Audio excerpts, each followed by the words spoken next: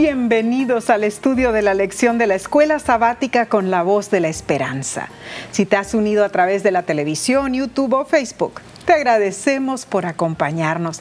Te saludamos en el amor del Señor y es nuestra sincera oración que Dios derrame sus abundantes bendiciones sobre ti y los tuyos. Si deseas tener una copia de la cartilla de la lección de Escuela Sabática, la puedes obtener visitando nuestra página lavoz.org/Escuela Sabática. Repasaremos entonces en este momento la lección número 11 para el 12 de junio del 2021, titulada El Santuario del Nuevo Pacto. Estudiaremos, Leslie, lo que debe lograr la imagen de Cristo en el santuario y en nuestra relación con Dios. Claro que sí. Identificaremos a Jesús como nuestro sumo sacerdote. Amén. El texto de esta semana se encuentra en el libro de Hebreos, capítulo 9, versículo 15, y dice así: por eso Cristo es mediador de un nuevo pacto, para que los llamados reciban la herencia eterna prometida. El estudio del santuario está lleno de detalles, pero son detalles muy importantes. Se cuenta la historia del gran artista Miguel Ángel, que tardó mucho tiempo en dar los últimos toques a una de sus obras más famosas. Y cierto amigo que lo visitaba casi todos los días le preguntaba siempre: ¿qué has hecho hoy?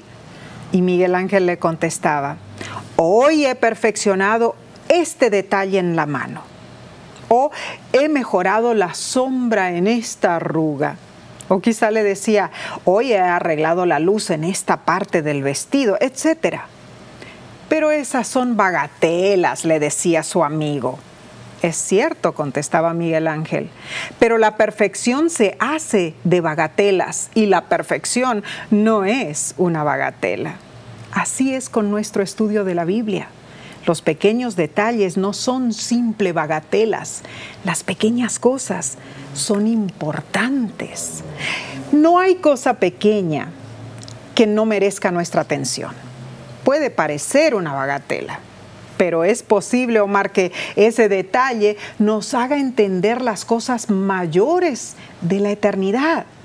Y la lección en esta semana nos pondera las siguientes preguntas a donde vamos a intentar responder. ¿Por qué Dios quería que los israelitas construyeran un santuario? ¿Qué nos enseña el santuario acerca de Cristo como nuestro sustituto? ¿Y qué hace Jesús en el cielo como nuestro representante? Nessie, comencemos aclarando un punto muy importante. La eficacia de la sangre de Cristo para limpiarnos. Amén. Es absoluta. Claro que sí. Durante el sistema de sacrificios en el santuario terrenal se concedía el perdón al pecador, teniendo en cuenta la sangre del Cordero de Dios que sería derramada en el futuro. Claro. La sangre de los animales no tenía poder para perdonar los pecados. Su oficio era simbolizar la muerte del venidero Cristo por los pecados del mundo. En realidad, si Jesús no hubiera dado su vida, el perdón que se ofrecía bajo el primer pacto no hubiera tenido ninguna validez. Entonces, Nessie, el antiguo sistema solo reportaba pureza, ceremonial. Claro. El nuevo pacto ofrecía limpieza total por medio de Jesús. Gloria a Dios, ¿no es cierto? Cristo se entregó a sí mismo como sacrificio voluntario. Tenía poder para dar su vida y tenía poder para tomarla otra vez de sí. Wow, tremendo. Y entendemos que mientras aún se hallaba en su estado eterno anterior a su vida terrenal, Cristo se ofreció para dar su vida por los seres humanos. Tremendo, Omar. Gracias a Dios por ese sacrificio. La recepción de nuestra herencia eterna dependía de ese sacrificio de Cristo. Si Él no hubiese ofrecido su vida, habría sido vana la esperanza de los que estaban bajo el antiguo pacto. Y debemos destacar, lógicamente, que los ritos levíticos eran solo externos, proporcionaban pureza ceremonial, pero no un verdadero descanso espiritual del alma. La gran verdad que enseñaba la prescripción de la necesidad del derramamiento de sangre para el perdón era que la salvación de los seres humanos exigía en su debido momento la muerte del Hijo de Dios, ¿no es cierto? Cada sacrificio de animales anticipaba el supremo sacrificio del Cordero de Dios. El Cordero de Dios que quita el pecado del mundo. Amén. Entonces, sigamos. Vamos a seguir este estudio, está importantísimo. Vamos a la parte del domingo para el 6 de junio. Se titula Relaciones. Algo que no podemos negar es que Dios siempre ha buscado tener una relación especial con sus hijos e hijas. Claro. Siempre. Así es. Ahora, leamos Levíticos capítulo 26, versículo 11 y 12. Y dice así: y pondré morada en medio de vosotros, y mi alma no os abominará, y andaré entre vosotros, y yo seré vuestro Dios, y vosotros seréis mi pueblo. Y Éxodo capítulo 25, versículo 8 añade: y harán un santuario para mí, y habitaré en medio de ellos. Dios buscaba proximidad con su pueblo. Ahora, los hebreos sabían también, como nosotros lo sabemos, que el gran Dios no podría habitar en un edificio de hechura humana, pero ellos no les parecía correcto que hubiese culto sin un templo físico. Sí, no era el plan de Dios original tener un templo, estar ahí, en el medio de un cajón. No, Dios iba a estar en el corazón de ellos, pero por su pueblo y los que los rodeaban, tuvo que poner un templo y decir: yo habitaré con ellos. Tremendo. El santuario proporcionaba un centro visible para el culto del Dios verdadero y constituían así un baluarte contra la adoración de los dioses de los paganos. Así es. Así que el santuario acercaba a Dios a su pueblo, acercaba ahí y hacía que su presencia entre ellos fuese algo tangible, algo real, Muy cierto. Además, siendo que en ese tiempo los israelitas eran nómadas, el santuario debía poder armarse y desarmarse fácilmente para ser transportado de lugar en lugar. Los levitas hacían eso. Wow, tremendo trabajo. Pero debo decir algo, y quisiera en este momento explicarte a ti o mencionártelo, que es importante el hecho de que la palabra hebrea traducida como santuario nunca se aplica a un templo pagano, kahal. Así que en sí encontramos que jamás esa palabra que es para referirse a algo divino, el kahal, no tenía nada que ver con los templos paganos. Nada que ver con los templos paganos. Me pongo a pensar, Omar, cuán maravilloso es Dios en realidad. Amén. O sea, en el sentido espiritual, Dios siempre ha buscado morar con los hombres y no puede hallar reposo hasta que lo haya obtenido. Piensa en esto. el deseo de Dios es primero morar en el corazón de cada persona y luego en medio del grupo sincero que se reúna para adorarle. En otras palabras, Dios desea que gocemos de una relación con Él. Los pactos que estamos estudiando a través de todo este trimestre ayudan a determinar las reglas para esa relación con Dios, entre Dios y nosotros, lógicamente. Pero el autor de la lección, Omar, lo menciona de esta manera. Lo simplifica. Para que exista una relación, es necesario que haya interacción. Por supuesto. Comunicación y contacto, especialmente para los seres humanos pecadores, falibles y dubitativos. Así que, sabiendo esto, el maravilloso Señor tomó la iniciativa para asegurarse de que Él se manifestaría de tal manera que nosotros, dentro de los confines de la humanidad caída, pudiéramos relacionarnos con Él de una manera eficaz. Así de perfecto es el plan de Dios, Omar. El plan de Dios.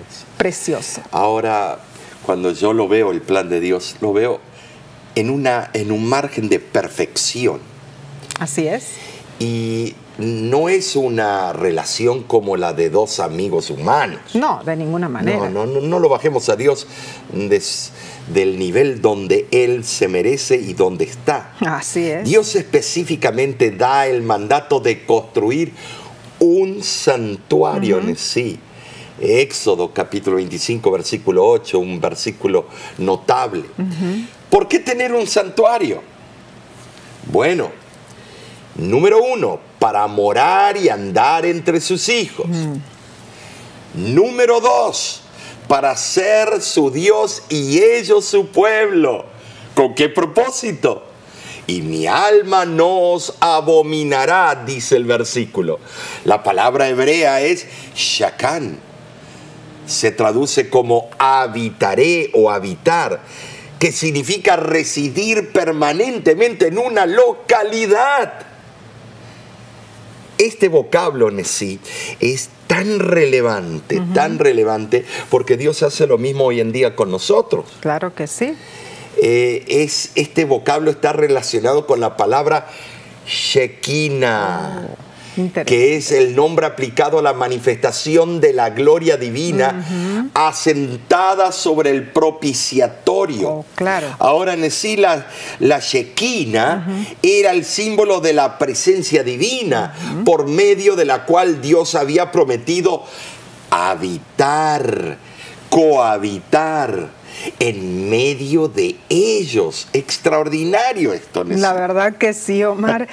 y la lección nos invita a concentrarnos en la frase donde Dios dice: mi alma no os abominará. ¿Qué quiere decir esto? Bueno, en realidad pensemos en la palabra abominable. En el sentido bíblico significa algo que produce agudo desagrado. ¿Sabes una cosa? Se usa varias veces, shikus, shomen, shikusim. Es interesante que es vomitable. Para Dios es vomitable. O sea, produce desagrado, es detestable, produce repulsión. Al decir que si Él habita en nosotros, Él no nos abominará, nos está diciendo que no seremos de desagrado para Él. Qué hermoso, ¿verdad? Amén. Y Elena de White lo explica de esta manera. El Señor Dios, mediante Cristo, extiende su mano durante todo el día, invitando al necesitado. Recibirá a todos, no rechaza a ninguno. Se gloría en perdonar al más empedernido de los pecadores. Esto es algo precioso, Omar. O sea, ¿qué seguridad tenemos nosotros de que podemos confiar en nuestro Señor? Exactamente esto. Plena. Él está dispuesto a estar constantemente con nosotros. Y sabes, Jesús está hoy esperando que tú le permitas morar en tu corazón. Amén. Déjalo entrar y sentirás poder transformador y serás grandemente bendecido. Entonces, Omar, seguiremos estudiando esta linda lección, pero primero tomaremos una corta pausa. No te vayas, volvemos enseguida.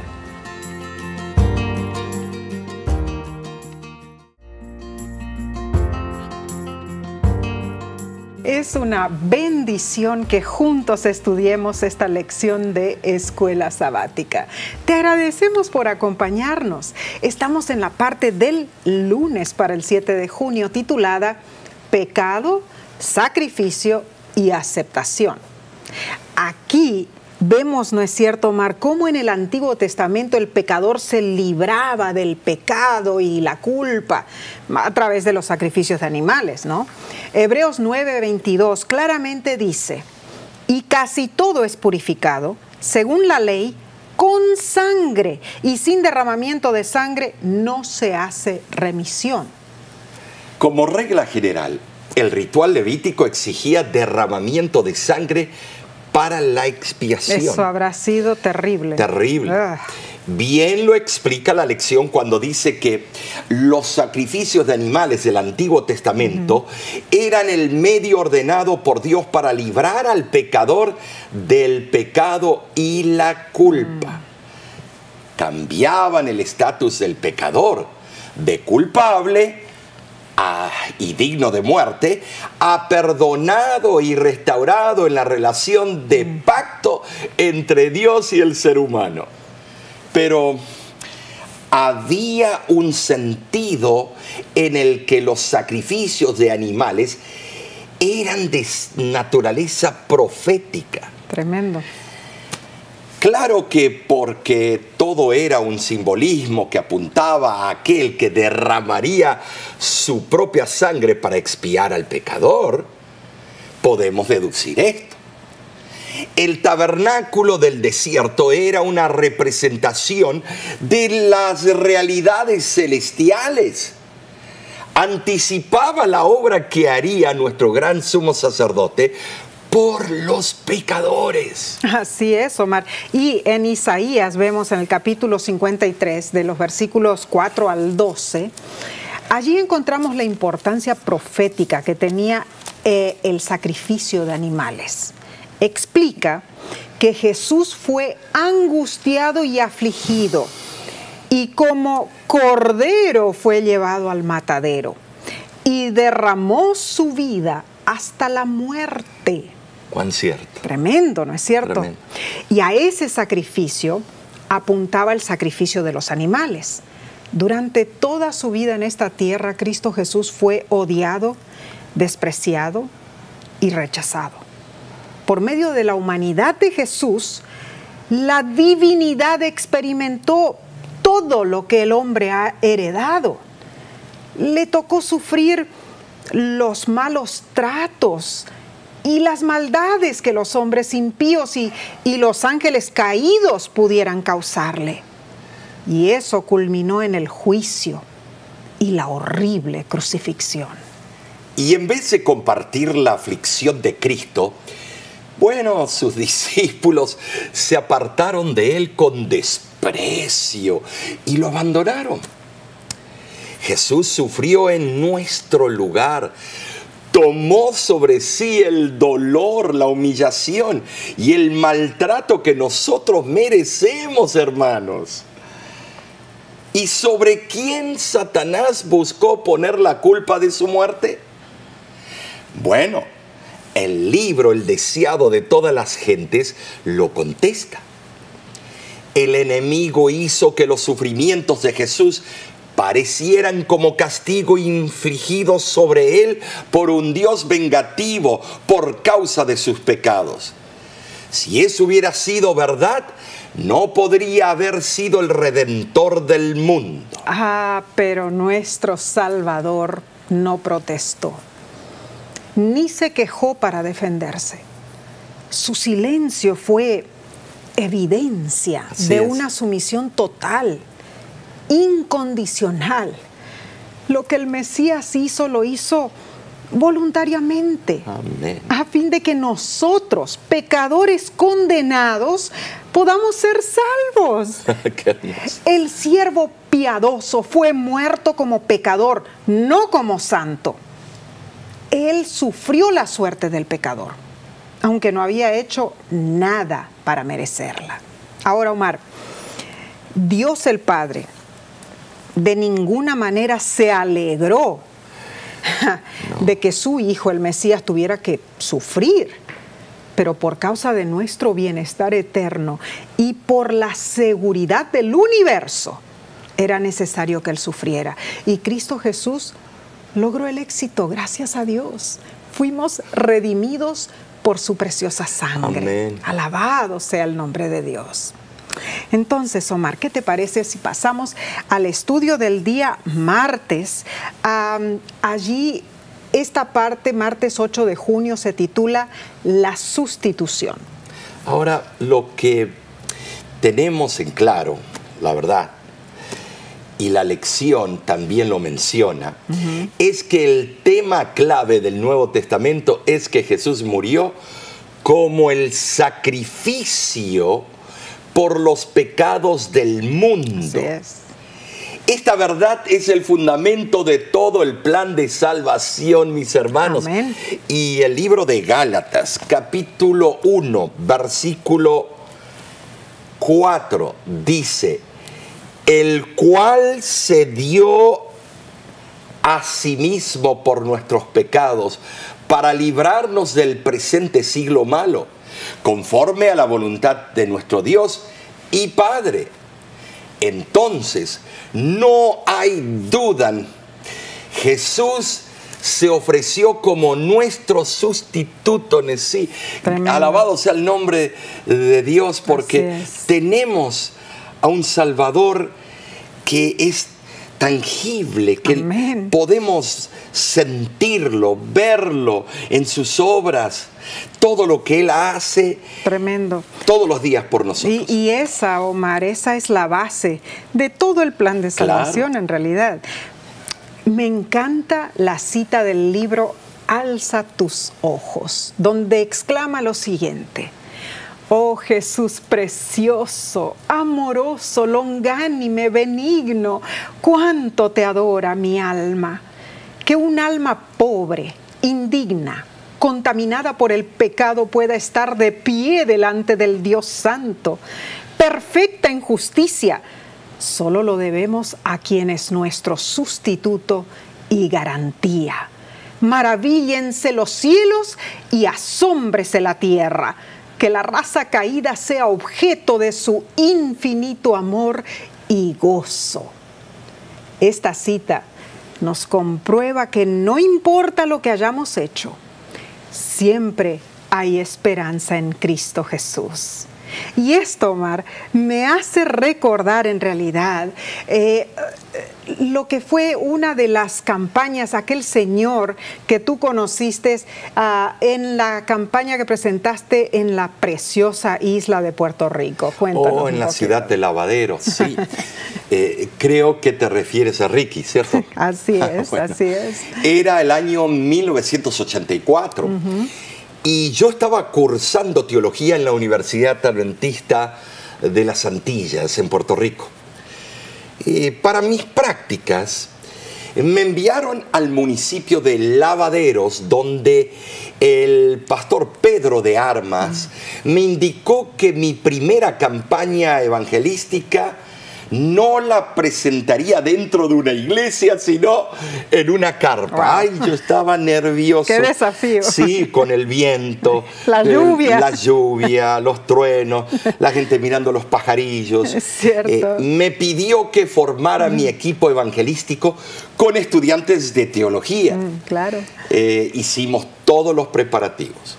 Conectamos los equipos, alquilamos sillas, pusimos la decoración y comenzamos la gran campaña titulada Cristo viene pronto. Amén. Me acuerdo. Para la tercera noche, uno de mis compañeros trajo una visita. Un hombre que estaba borracho y morfinómano. A menudo se paraba, interrumpía la reunión. Wow. Decía cualquier disparate. Me acuerdo que decía, es así que tiene razón. Y interrumpí. Toda la gente, cuá, cuá, cuá, muerto de risa. Claro. Al finalizar, le pedí a mi compañero que por favor se sentara al lado de él para callarlo. Ay. O que no lo trajera a la reunión, porque me ponía muy nervioso. Me imagino, para predicar con una persona así, ¿no es cierto? Fue terrible. Y es más, le dije, dudo que ese hombre acepte a Cristo y se bautice. Tremendo. Siempre nosotros y nuestros prejuicios, ¿no es cierto? Siempre. No vemos el potencial. Qué triste. Lo que yo no entendía es que Cristo había dado su sangre también por Ricky, Claro por que ese sí. hombre. Claro que sí, amén. Jesús ve más allá de lo que un evangelista o un pastor puede ver. Amén por eso. Dentro de mí pensaba que perdíamos tiempo con Ricky, que no había solución para él. Ahora, sí, quiero darte un dato. Él era el jefe de la pandilla local. Ay, ay, ay, ay, ay. Y se encargaban, dos por tres, de tirarnos la carpa, que cuando llegábamos al otro día teníamos que levantarla. Oh, qué maldad. El viernes de esa reunión hice un llamado al bautismo. A todos los que querían estar listos para la segunda venida de Cristo. Ay, ay, ay, ¿cuál fue mi sorpresa, Nessie? Se paró Ricky, estaba ebrio. De veras, wow. Todavía ebrio, queriendo entregarse al Señor. Increíble. Al día siguiente, sábado, se celebraron los bautismos, pero por una razón u otra no pude ver a todos los que se bautizaron. Yo me fui así, dejé esa preciosa isla. O sea, no viste todos los bautismos, ¿no? No vi los bautismos. Pasaron 30 años, ya estando con la voz de la esperanza, como oradores. Así es. Fuimos en el 2014, tuve el privilegio de predicar en una convocación hispana en New Jersey, donde había casi 2,000 personas asistiendo. Yo recuerdo. Al final de la reunión tuve un encuentro inesperado. Ni te lo imaginabas. No. Un hombre se me acercó y me preguntó, pastor, ¿se acuerda de mí? Wow. Y yo lo miro, no, perdón, no. Soy Ricky, el borracho y jefe de la pandilla de hace 30 años. Wow. El que nadie esperaba que cambie. Tremendo. Yo entregué mi vida al Señor. Wow. Y fue algo maravilloso porque sí, este encuentro después lo hicimos en público, delante de las 2,000 personas. Yo recuerdo. Y se emocionaron porque hice un llamado al bautismo y gracias por ese testimonio, muchos se entregaron. Así fue. Y me dijo Ricky, quiero decirle, pastor, que me bauticé ese sábado y Tremendo. desde ese día sirvo al Señor. Gloria a Dios. Creo que yo fui el primer fruto de su ministerio, Pastor Grieve. Tremendo. Oh, la emoción que me embargó. Eso Empecé fue a llorar, nos abrazamos. Precioso. Tremendo. Le dije, Ricky, tú eres un milagro de nuestro maravilloso Dios. Amén. Amén. Al compartir ese abrazo, yo llamo cordial y celestial, alabamos el poder milagroso de la sangre redentora de Jesús, Nessie. Fue tan maravilloso que la gente escuchó, porque yo tenía el micrófono que se usa aquí de lapel, y yo le dije, así bromeando, y no me había olvidado que tenía el micrófono, le dije, tú eras un travieso, me hiciste la vida de cuadritos en esa campaña. Y él se largó una risa y todos se largaron a reír porque escucharon lo que yo dije. Pero fue tremendo. En realidad verlo a él tan cambiado y un líder en la iglesia. Casado con hijos, líder en la iglesia. Gloria a Dios por su inmensurable amor. Nosotros no tenemos poder para librarnos del mal, Pero Cristo Jesús, por medio de su sacrificio expiatorio, proporciona un camino de escape para todos los que lo aceptemos como Salvador. Ese es el valor de su sangre. Y durante toda la eternidad, los redimidos cantarán alabanzas a aquel que hizo posible la salvación. Y en Efesios capítulo 2, versículo 13, nos explica que ahora en Cristo Jesús, vosotros que en otro tiempo estabais lejos, habéis sido hechos cercanos por la sangre de Cristo. Hermoso esto. Entonces repasemos lo que ya mencionamos, Omar. En primer lugar, somos reconciliados por su sangre. Amén. En segundo lugar, somos redimidos por su sangre. En tercer lugar, somos justificados por su sangre. Y en cuarto lugar, somos limpiados por su sangre. ¿Sabes, Leslie? Esos son los cuatro pilares principales de la salvación. Hermoso, lo que acabas de decir. Qué hermoso. Es una maravillosa verdad. Amén. La sangre que Jesús derramó en el Calvario ratificó o dio validez al nuevo pacto, así como la sangre de los animales había servido para ratificar el antiguo pacto. Claro. Ahora, sin la sangre vicaria de Cristo, el plan de salvación nunca hubiera sido una realidad. Y hasta los que se salvaron en los tiempos del Antiguo Testamento fueron redimidos en virtud del sacrificio venidero. Fueron salvos porque anticiparon con fe la muerte de Jesús. Así también nosotros somos salvos por la sangre. La sangre de Cristo Jesús. Amén. De ningún otro. Gloria Ni los ángeles podían sacrificarse por nosotros. La sangre de ningún sacerdote, la sangre de ningún apóstol era suficiente. Solo la sangre exclusiva de Cristo Jesús. Amén, amén. Y voy a mencionar la cita que aparece al final del estudio del martes. La lección nos invita a leerla en forma especial, personalizando el mensaje.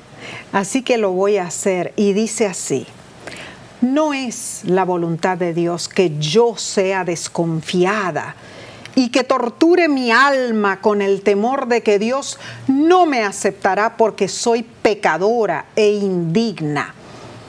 Puedo decir, sé que soy pecadora y esta es justamente la razón por la cual necesito un Salvador. No tengo bondad ni mérito alguno para pretender la salvación, pero presento ante Dios la sangre expiatoria Amén. del inmaculado Cordero de Dios que quita el pecado del mundo. Esta es mi única defensa. Gloria a Dios, Omar, por esta preciosa promesa de Cristo Jesús. Él nos ha regalado la salvación. Hermoso es tener esta seguridad en nuestro Salvador.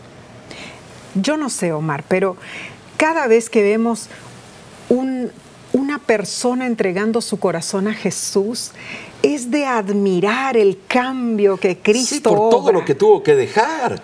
Por eso para el mundo el Evangelio es locura. Así es. Porque dejar todas esas cosas que no hacen mal a nadie, me estoy haciendo mal a mí mismo, y hacer volcar, dar vuelta a la tortilla, como dice Oseas. Así es. Que fue, ay, no. Pero esa es la razón por la cual Cristo ofrece esa solución. Claro. Para el alma perdida puede decir, no importa lo que pase, yo soy salvo en Cristo Jesús porque Amén. Él lo dio todo por mí. Qué precioso. Amén. En realidad. Seguiremos este precioso estudio de la lección, pero antes tomaremos una corta pausa. Volvemos enseguida.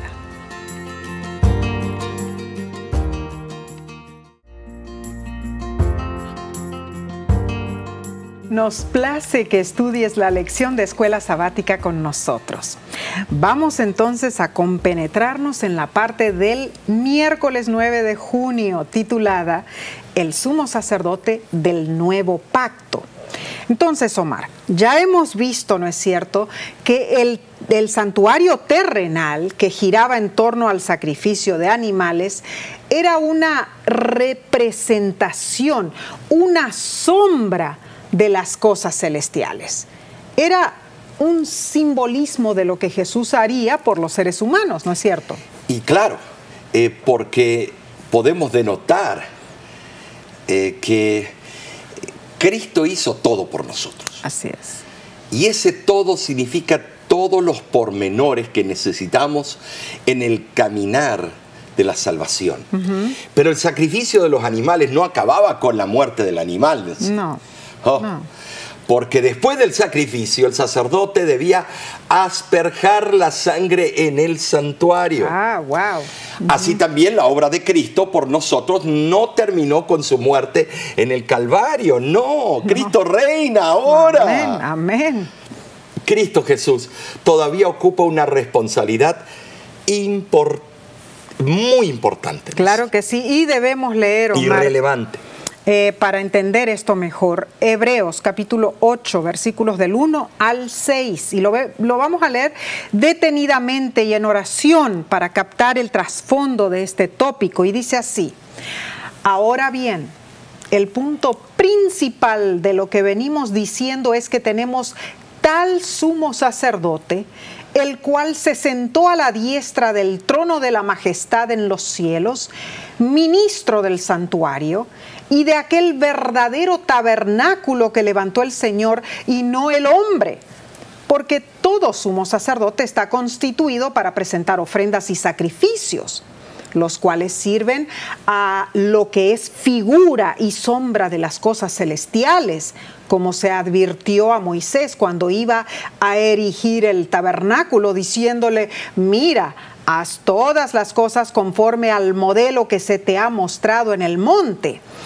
Pero ahora, tanto mejor ministerio es el suyo, cuanto es mediador de un mejor pacto, establecido sobre mejores promesas. Así es. Entonces, dinos, Omar, ¿qué nos muestran estos versículos?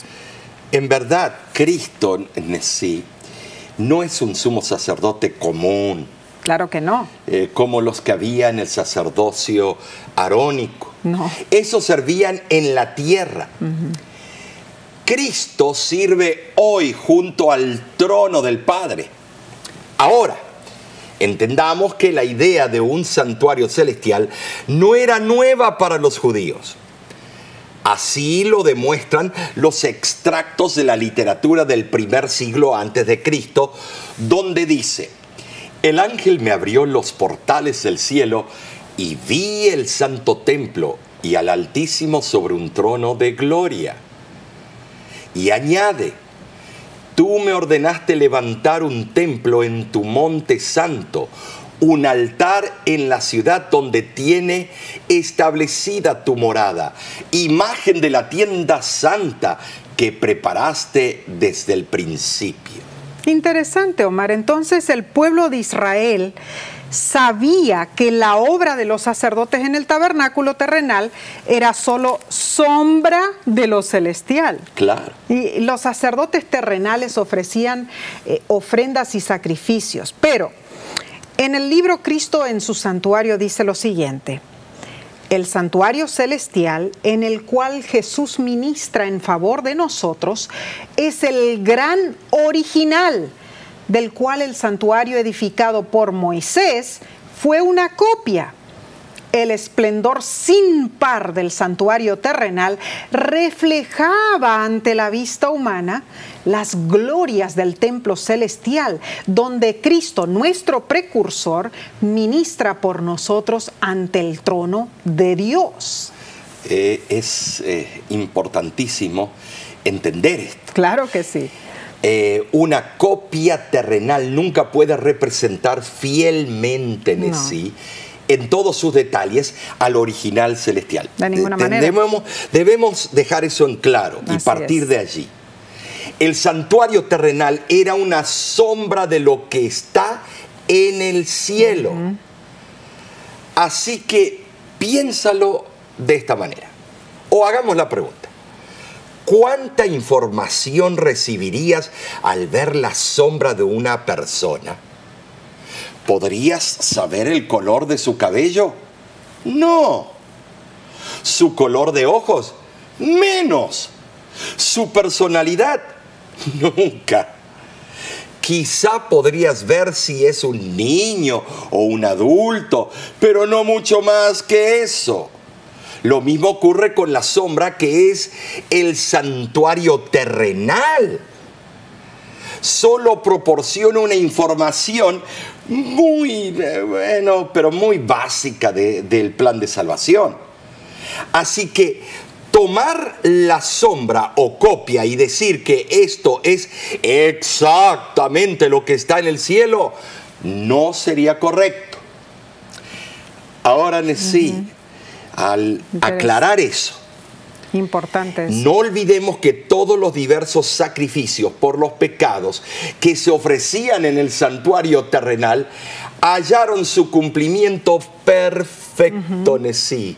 Amén. En el único sacrificado y el único sacrificio que fue en Cristo. Así es.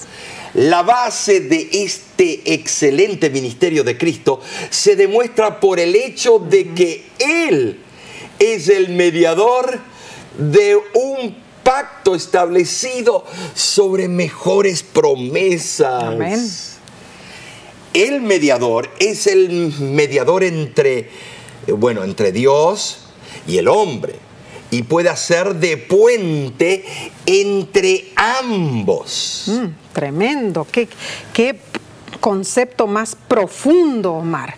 Pero en realidad no nos quedemos ahí, ¿eh? Sigamos con este estudio porque está sumamente interesante. Vayamos al estudio del jueves para el 10 de junio, que se titula El Ministerio Celestial. ¡Ah, qué bueno! Ahora, aquí, la mejor parte. Aquí vemos el centro de la obra de Cristo por la raza humana, ¿no es cierto? Hebreos 9:24 lo explica así. Porque no entró Cristo en el santuario hecho de mano, figura del verdadero, sino en el cielo mismo, para presentarse ahora por nosotros ante Dios. Bueno, la palabra figura que se usa, ¿no es cierto?, en el griego es antítupos, que significa copia, imagen. Entonces, el servicio que se efectuaba en el santuario terrenal era una copia, sombra de lo celestial. Ahora la pregunta es, ¿cuándo empezó Jesús a fungir su responsabilidad en el ministerio celestial? Después de su ascensión, ¿no es cierto? Por supuesto. Claro que sí. Él allí empezó a actuar como nuestro sumo sacerdote. El problema es este, Nesí, que muchos dicen, no, empezó en tal fecha. ¿Saben una cosa? Él siempre fue un intercesor. Porque el plan de la redención, de acuerdo a la Biblia, de acuerdo también a esa autora en su libro Historia de la Redención, el plan de la redención comenzó cuando Lucifer cayó. Claro. Se reunió la familia de Dios y dictaminaron, hicieron el plan de salvación. Muy cierto. Ahora, el libro Patriarcas y Profetas nos dice que ningún edificio terrenal podría representar la grandeza y la gloria del templo celestial, la morada del Rey de Reyes, donde millares de millares le sirven y millones de millones están delante de él. Daniel 7:10, de aquel templo lleno de la gloria del trono eterno, donde los serafines, sus guardianes resplandecientes, se cubren el rostro en su adoración. Esto es impresionante, así que privilegio para el profeta ver esto. Tremendo habrá sido eso. Con nuestra mente finita solo podemos imaginarnos destellos de lo que realmente es ese maravilloso templo celestial. Muy cierto. El autor de la lección pone en relieve el pensamiento de que, bueno, Cristo ya está ministrando como sumo sacerdote. ¿Estás de acuerdo? ¿Estamos de acuerdo? Claro que está. Y nos exhorta a disfrutar de las gloriosas prerrogativas que dispensa el nuevo pacto. Muy importante, Omar, porque recordemos que el sumo sacerdote del santuario terrenal en sí solo podía llegar delante de la manifestación de la deidad allí sobre el propiciatorio, y eso solo una vez al año, ¿no es cierto? Séptimo mes, 10º día. Claro. En cambio, ahora vemos que Cristo, perfecto, sin pecado, está sentado a la diestra del Padre, y Él puede salvar la brecha causada por el pecado entre la humanidad y Dios. Y entonces, voy a citar, Omar, de la lección, a donde el autor dice lo siguiente: lo esencial que debemos recordar es que ahora hay un hombre, un ser humano divino, que puede entender todas nuestras pruebas, amén, dolores y tentaciones, y que nos representa ante el Padre. Qué maravilloso plan, ¿no es cierto? El plan de salvación. En su primer advenimiento, Cristo tomó sobre sí los pecados del mundo. Así fue. Por nosotros fue hecho pecado para que fuésemos hechos justicia de Dios en Él. Amén. Segunda de Corintios capítulo 5, versículo 21. Y primera de Timoteo, en sí, capítulo 2, versículos 5 y 6, dice lo siguiente: porque hay un solo Dios y un solo mediador entre Dios y los hombres, Jesucristo hombre, el cual se dio a sí mismo en rescate por todos, de lo cual se dio testimonio a su debido tiempo. Amén. Y ya sabemos cuál fue el tiempo. Claro, claro. No hay duda, el pecador puede ser reconciliado con Dios. Amén. Solo mediante Cristo Jesús. No lo dudes, precioso, no vaciles. Precioso. Hay poder en la sangre de Cristo. Amén, amén. Y la lección nos invita a orar y meditar sobre la idea de que un ser humano, Dios hecho carne, alguien que experimentó la tentación de pecar, está de pie ante Dios en el cielo. ¿Qué significa eso para ti personalmente? ¿Qué clase de esperanza y aliento produce esto? Bueno, para mí esto significa que gracias a Jesús, yo como pecadora arrepentida tengo un Salvador que me representa en el cielo ante el Padre Celestial. Gracias a su sacrificio, Él se presenta delante de Dios y Él reclama el perdón de mis pecados. Alabado sea Cristo Jesús, porque sin Él Amén. No tendríamos ninguna esperanza. Oh, maravilloso. Cada palabra que sale de nuestra boca, loando al que murió por nosotros, vale la pena. Debe ser para alabarle. Oh, ya. Y vale la pena. Y para concluir el estudio de esta semana, vamos a leer una cita y luego comentar. En Mensajes Selectos dice lo siguiente: el ángel más encumbrado del cielo no tenía poder para pagar el rescate de un alma perdida. Los querubines y los serafines tienen únicamente la gloria de que han sido dotados por el Creador como criaturas suyas. Y la reconciliación del hombre con Dios solo podía ser realizada mediante un mediador que fuera igual a Dios, que poseyera los atributos que lo dignificaran y lo declararan digno de tratar con el Dios infinito en favor del hombre y también de representar a Dios ante un mundo caído. El sustituto y garantía del hombre debía tener la naturaleza del hombre, un entronque con la familia humana a quien había de representar Y como embajador de Dios, debía participar de la naturaleza divina, debía tener una unión con el infinito, con el fin de manifestar a Dios ante el mundo y ser un mediador entre Dios y el hombre. Qué hermosa cita, Omar. En realidad allí nos explica claramente, ¿no es cierto?, la misión de Cristo Jesús como nuestro Redentor. Claro, debe ser nuestro enfoque. Y como nuestro sumo sacerdote que está ahora cumpliendo ese deber en el cielo. Y el deseado de toda la gente menciona el enfoque más grande aún de nuestro Salvador en cuanto a nosotros. Y lo voy a leer porque dice así. Jesús continúa. Así como me confiesen ante los hombres, los confesaré ante Dios y los santos ángeles. Amén. Han de ser mis testigos en la tierra, conductos a través de los cuales pueda fluir mi gracia para sanar al mundo. Así también seré vuestro representante en el cielo. El Padre no considera vuestro carácter deficiente, sino que los ve revestidos de mi perfección. Soy el medio a través del cual les llegará las bendiciones del cielo. Es que Él mira el potencial, Nessie. Amén.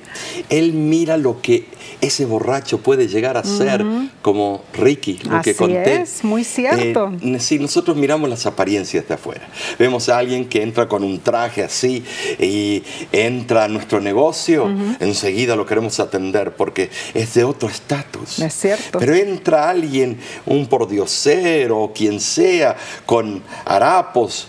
Ay, no, de último, ¿qué querrá este? Y no le dan importancia. Y no le dan importancia y nadie sabe que ese tal vez es un múltiple millonario con varios títulos de la universidad. Es cierto. Pero es un hombre que no le interesan las apariencias. Dios mira lo de adentro primero y luego va cambiando de adentro para afuera. Amén. Alabado y sea hasta Dios. la vestimenta, Qué hermoso. nuestra forma de comportarnos. Nuestra forma de actuar, claro en sí. todas las circunstancias, todo cambia con esa relación de intimidad con nuestro Salvador. Amén, amén. Es impresionante decir. Es cierto, Mari, y justamente lo que mencionaste en cuanto a eso, a nosotros nos sucede muchas veces cuando vamos a comer en ciertos restaurantes con grupos de personas, ¿no es cierto? Y es interesante porque cada quien ordena, pero cuando viene el mesero a entregar el recibo, el que está el cobro, trajeado, le dan a la persona que está trajeada con corbata para que pague. Para que pague. Y el pobre se puso por equivocación esa corbata. Entonces, es cierto lo que dices. Claro. Nosotros vemos lo que está por afuera. La apariencia se engaña. Es cierto. Pero a Dios no se lo puede engañar. De ninguna manera. Es como aquella persona, estábamos en una campaña aquí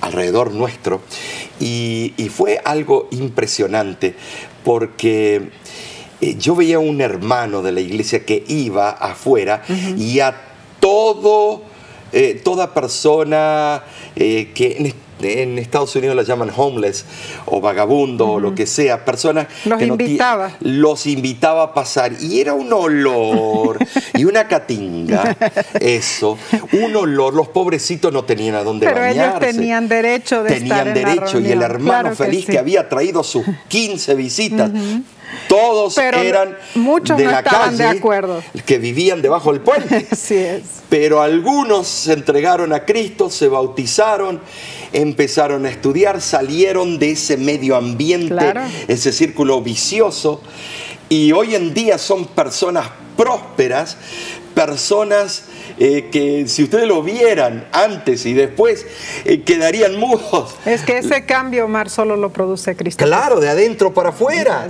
Y hasta la apariencia. Huelen el aroma de ellos mejor que el nuestro. Cierto. Y tienen su familia, tienen sus hijos, tienen su grado universitario. Gracias a ese hermano humilde que no tiene grado universitario, no lo tenía. Él vio el potencial en esas personas como Dios ve el tuyo. Porque fue iluminado por el Espíritu Santo. Así que Aprendimos mucho esta semana. Claro que sí, aprendimos. Pero esto no termina. El antiguo pacto fue reemplazado por el nuevo, ¿no es cierto? Claro. O sea, en vez de los sacerdotes pecadores que sacrificaban animales en un santuario terrenal, ahora tenemos ¿a quién? A Jesús. A Cristo Jesús, nuestro sacrificio perfecto, nuestro sumo sacerdote. Y Él nos representa delante del Padre. Claro, allí en el santuario celestial. Pero entonces la semana que viene, Omar, ¿cuál es el título? tendremos otro estudio impactante. Tiene el título La fe del pacto. Oh, esto no te lo pierdas. Te invitamos a seguir estudiando la palabra de Dios con nosotros. Claro que Dios sí. te bendiga y te guarde. Recuerda, únete con nosotros y comparte este mensaje y esta página con muchas otras personas.